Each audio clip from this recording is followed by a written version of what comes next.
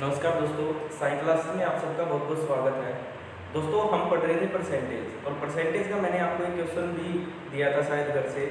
वो था कुछ इस तरीके से कि अंडे की कीमत में 25% कमी हो जाने के कारण एक व्यक्ति 162 रुपये में 2 दर्जन अधिक अंडे खरीदता है, तो ओरिजिनल अंडों का रेट ज्ञात करें कि पर दर्जन अंडों का रेट क्या था। ठीक है, तो इसके लिए देखिए मैंने आपको बताया था प्राइस और मूल्य इनटू कंजप्शन, खपत बराबर किसके होती है, खर्च के। ये कहता है कि इसके प्राइस में एक तो मान लेता हूँ ओरिजिनल जो पहले वाला था, एक मान लेता हूँ न्यू मतलब जो अब है। ठीक है, ये कहता है एग के जो रेट में 25% गिरावट आई, 25% को सोल्व करें तो क्या बनेगा। तो आप कहोगे पहले वो कितने रेट था उसका, आप कहोगे 4, एक गिरावट आई तो कितना हो गया 3। ठीक है जी, हमें चाहिए कंजप्शन। कंजप्शन इसकी क्या हो जाती है, अपोजिट। कब, जब आपका एक्सपेंडिचर क्या हो, सेम हो। तो दोस्तों ये सेम दे रखा है, पहले भी 162 रुपये खर्च करता था और आज भी कितने करता है, 162 रुपये। तो ये अपोजिट हो जाएगा इसका।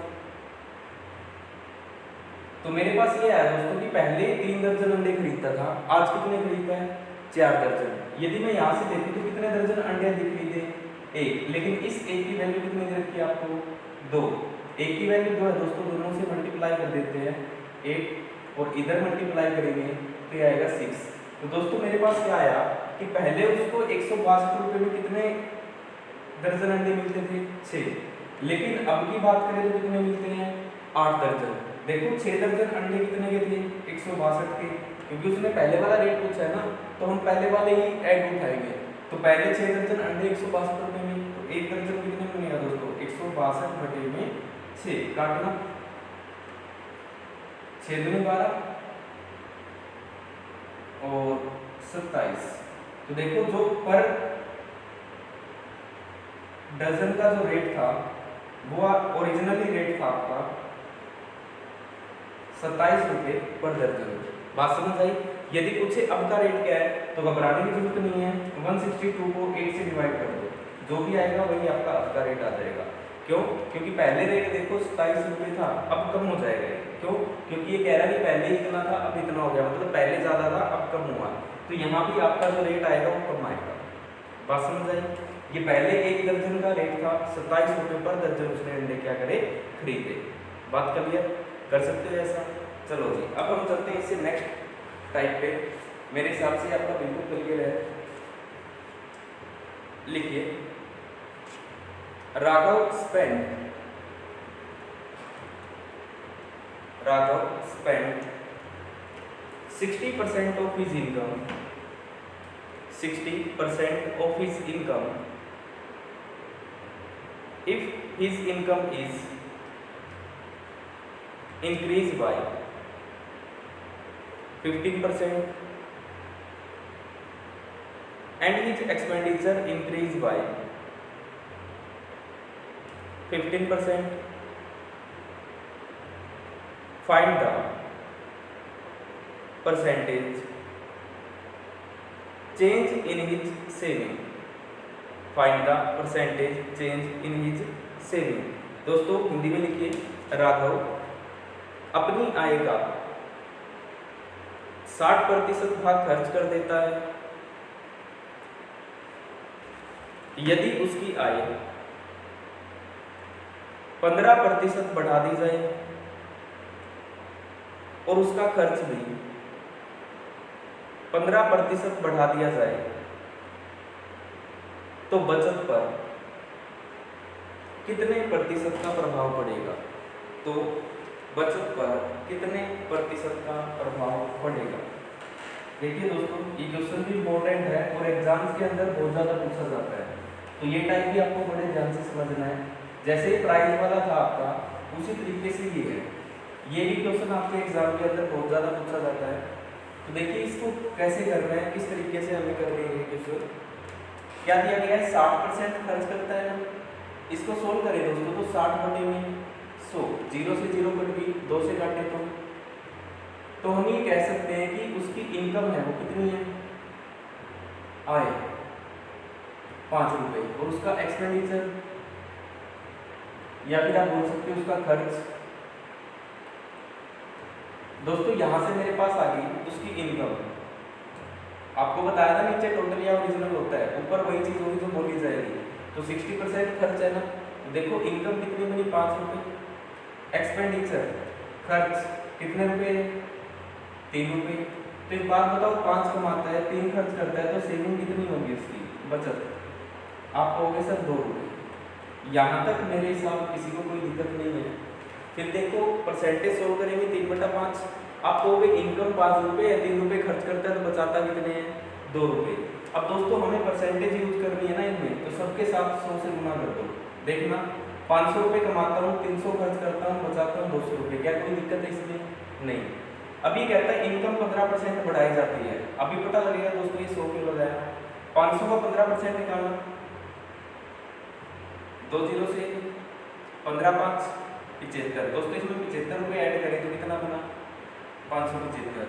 अब ये कहता है इसका खर्च भी 15% बढ़ जाता है। अब देखो मैंने यहाँ क्या किया, ये 100 से 2 जीरो काट के सीधे उनकी गुना करके ऐड करके लिख दिया। दोस्तों यहाँ पे भी ऐसे ही करना है। 15 तो ये 45, 45 में जोड़े तो 345, इसमें से इसको माइनस करें दोस्तों तो ये बनेगा आपका 230। 575 रुपये इनकम, खर्च करता है 345 और बचाता है 230। तो देखो ये बोल रहे सेविंग में कितने परसेंट फर्क आ रहा है। देखिए दोस्तों सेविंग में कितना फर्क आ रहा है, 30 रुपीज़ का। परसेंटेज के लिए नीचे आता है ओरिजिनल, तो ओरिजिनल कौन सा है? 200 रुपये। प्रतिशत के लिए क्या लगाते हैं? 100। 2 जीरो से 2 जीरो, 2 से काटे दोस्तों कितना बनेगा? तो 15% इसकी सेविंग है वो भी क्या हुई है? बड़ी है। बात समझ आई? आप इसको एक दूसरे तरीके से भी कर सकते हो। डायरेक्ट लिखो, हमें एक बात पता है इनकम बराबर होती है एक्सपेंडिचर प्लस सेविंग। अब देखो ये 15% बढ़ाई गया, 15% बढ़ाओगे तो कितनी? 75। इनकम 75 रुपये बढ़ी दोस्तों, एक्सपेंडिचर भी 15 बढ़ाया गया तो बढ़ा कितना? 45। दोस्तों इनकम 75 बढ़ी, 45 रुपये उसने उस बड़े में से खर्च कर दिए, तो बचाए कितने? 30 रुपये। ये आप इस तरीके से डायरेक्ट भी कर सकते हो। एक तो तरीका क्या था, 15% निकाल के इसमें जोड़ दिया, 15% निकाल के इसमें जोड़ दिया। लेकिन आप डायरेक्ट भी लिख सकते हो, इसका 15% कितना बना? 75 रुपये बढ़े, इसका 15% 45 रुपये बढ़े। तो दोस्तों 75 में से 45 खर्च कर दिए तो बचे कितने? 30। और ये 30 कौन से है? जो बड़े हैं। तो दोस्तों बड़े हैं तो 30 बड़े हैं किससे? ओरिजिनल से। प्रतिशत के लिए लगाएंगे 100, 2 जीरो से 2 जीरो, 2 से काटे तो 15%। तो 15% आपकी सेविंग हो क्या हुई? इंक्रीज। तो आप दोस्तों दोनों ही तरीकों से कर सकते हो इसको, ऐड करके भी और डायरेक्ट भी। डायरेक्ट करोगे तो कैलकुलेशन कम रहेगी, यदि ऐड करके करोगे तो थोड़ी कैलकुलेशन बढ़ेगी। आंसर दोनों से बिल्कुल सेम आएगा। ठीक है, एक क्वेश्चन और लिखिए दोस्तों। A man spent 75% of his income. A man spent 75% of his income. If his income is increased by 20% and his expenditure increased by 10%, find the percentage change in his saving. Find the percentage change in his saving. Hindi में लिखो, एक व्यक्ति अपनी आय का 75% भाग खर्च कर देता है। यदि उसकी आय 20% बढ़ा दी जाए और उसका खर्च 10% बढ़ा दिया जाए, तो उसकी बचत पर कितने प्रतिशत का प्रभाव पड़ेगा? तो उसकी बचत पर कितने प्रतिशत का प्रभाव पड़ेगा? देखिए दोस्तों 75%, इसकी परसेंटेज हटाए तो 75 को में 100 आएगा, कैंसिल करना 3 और 4। तो दोस्तों 3 रुपये और 4 रुपये। तो हम यहाँ पे ये कह सकते हैं कि इनकम है वो 4 रुपये है, खर्च 3 रुपये है और बचाता 1 रुपये है। अब हमें इसमें परसेंटेज यूज करनी है, तो दोस्तों मैं इसके साथ लगा देता हूँ 2 2 0। ठीक है जी। मेरे पास ये आया कि 400 रुपये मैं कमाता हूँ, 300 रुपये खर्च करता हूँ, बचाता कितने हूँ 100 रुपये। अब दोस्तों इनकम 20% बढ़ी, तो मेरे को एक चीज़ पता है, इनकम बराबर होती है एक्सपेंडिचर प्लस सेविंग। अब दोस्तों इनकम 20% बढ़ी है, तो इसका 20% बढ़ाना, तो दोस्तों इसका 20% निकालोगे तो 80 आएगा, ठीक है, ये इक्वल होगी। इसमें 10% बढ़ा है तो 10% दोस्तों आपका 30 बनेगा। देखो 80 टोटल है, 30 ये, तो ये कितना होगा 80 बनाने के लिए यहाँ 50 ही आएगा ना, और दोस्तों ये भी बढ़ेगा। तो दोस्तों सीधी सी बात है, ये 50 है, 50 बढ़ेगा किससे, ओरिजिनल से। प्रतिशत के लिए लगाते हैं 100, कैंसिल करेंगे तो आंसर कितना बना आपका 50%। तो जो आपकी सेविंग है वो भी कितनी बढ़ी 50%। अब कहोगे सर ऐसे पता नहीं है यार, जोड़ के बताओ, तो जोड़ के देखेंगे तो दोस्तों ये बनेगा 480, मतलब इनकम 480 होगी, 330 रुपये सेविंग होगी।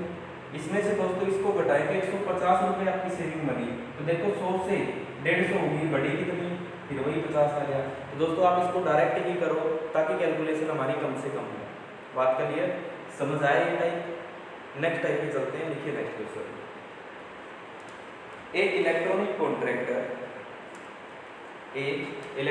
Contractor has certain length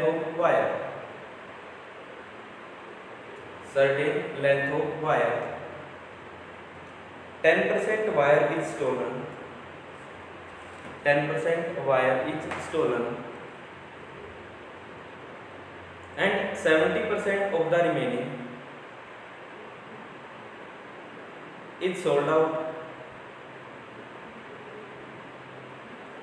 Find the original length of wire if 810 meter wire is still left, 810 meter wire is still left। Hindi में लिखो, एक व्यक्ति के पास कुछ मीटर लंबी तार थी, उसका 10% भाग चोरी हो जाता है और बचे हुए का वह 70% भाग बेच देता है। यदि अब उसके पास 810 मीटर लंबी तार बची है तो उस व्यक्ति की या फिर उस व्यक्ति के पास शुरू में कितने मीटर लंबी तार थी। यदि अब उसके पास 810 मीटर लंबी तार बची है तो शुरू में उसके पास कितने मीटर लंबी तार थी। दोस्तों ये इंपॉर्टेंट क्वेश्चन है, देखिए कैसे करना है। सबसे पहले बात ये आती है, क्या इस 10 को 70 को हम जोड़ सकते हैं। जैसे 10% है, 10% चोरी होगी, 70% उसने बेच दी, तो क्या मैं ये कह सकता हूँ कि 80% चली गई और 20% बची है। तो दोस्तों हम ऐसा नहीं कह सकते, क्यों?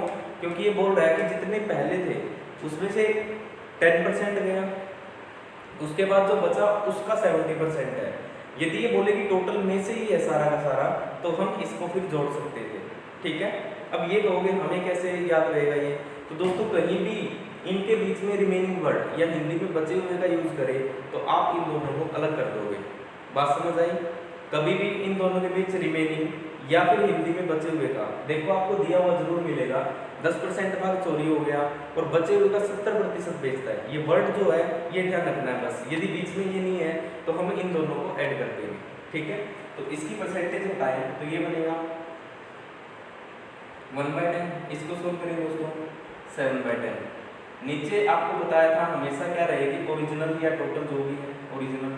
ऊपर ये कौन सी बोल रहा है 10% क्या होगी, स्टोलन या फिर चोरी।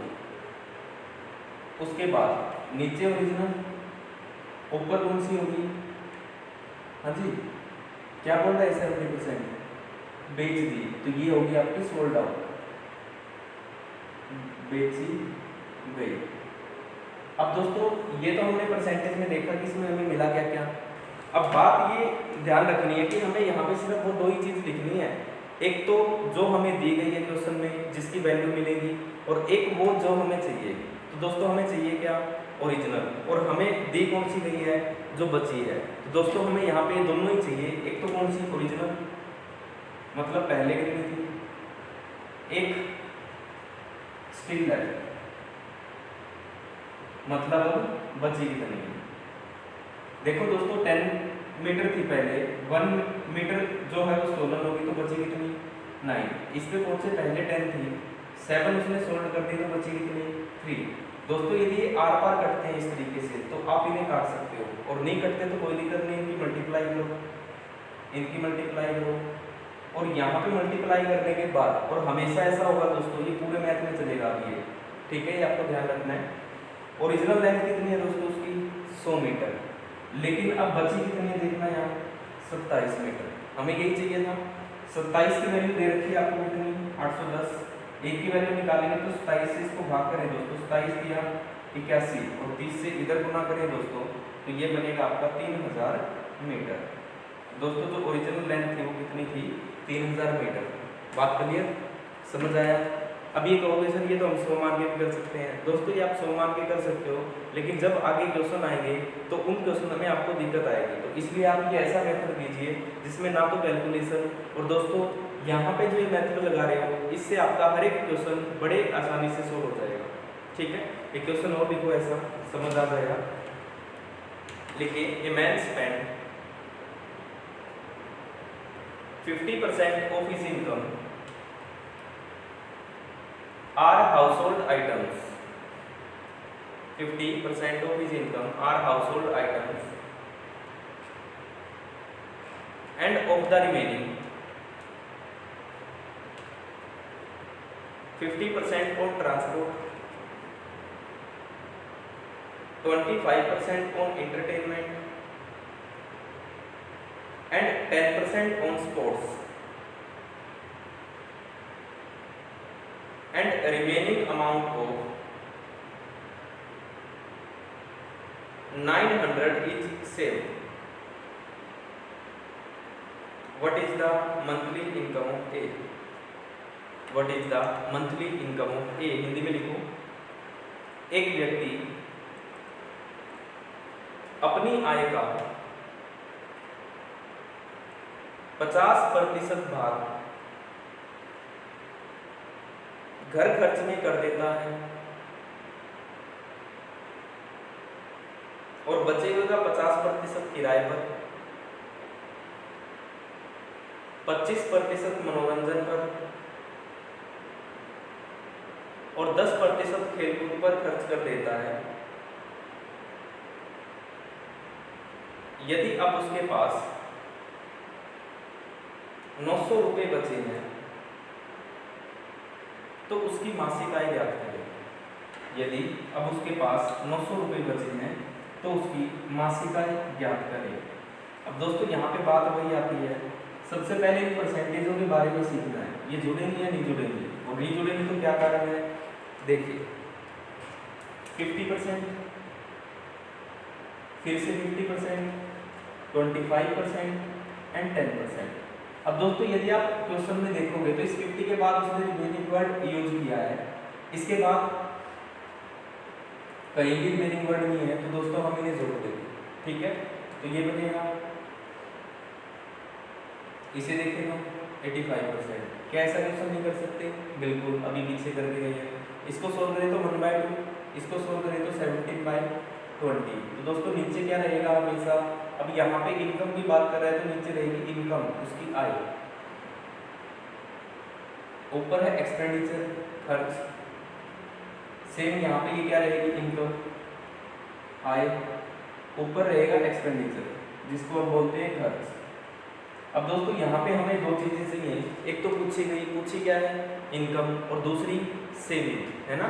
तो देखिए दोस्तों हमें एक तो चाहिए इनकम जिसको हम बोलेंगे आय, और एक हमें चाहिए सेविंग जिसको हम बोलेंगे बचत। दोस्तों देखो कमाता 2 रुपये है, 1 रुपये खर्च करता है तो बचाएगा 1। यहाँ चलते हैं, कमाता 20 रुपये है, 17 रुपये खर्च करता है बचाता है 3, मल्टीप्लाई करो 40, मल्टीप्लाई करो 3।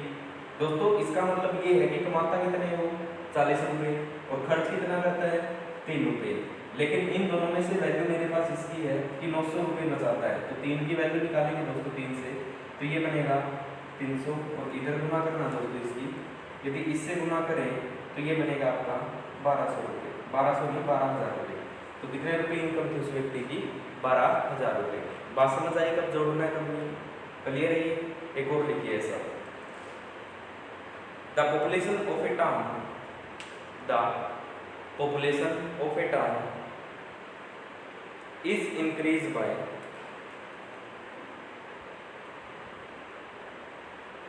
16.2% in first year, कोमा लगाना है, decrease by 37.1% in second year, comma लगाना है, increase by 57.1% in third year. Then find the current population of this town if after 3 years the population will become 1,65,000, 1,65,000। Hindi में लिखिए, यदि एक कस्बे की जनसंख्या, यदि एक कस्बे की जनसंख्या पहले साल 16 से ही 2/3% बढ़ जाए और दूसरे साल 37 से ही 1/2% जनसंख्या घट जाए और तीसरे साल 57 से ही 1/7% जनसंख्या बढ़ जाए, तो इस तरीके से 3 साल के बाद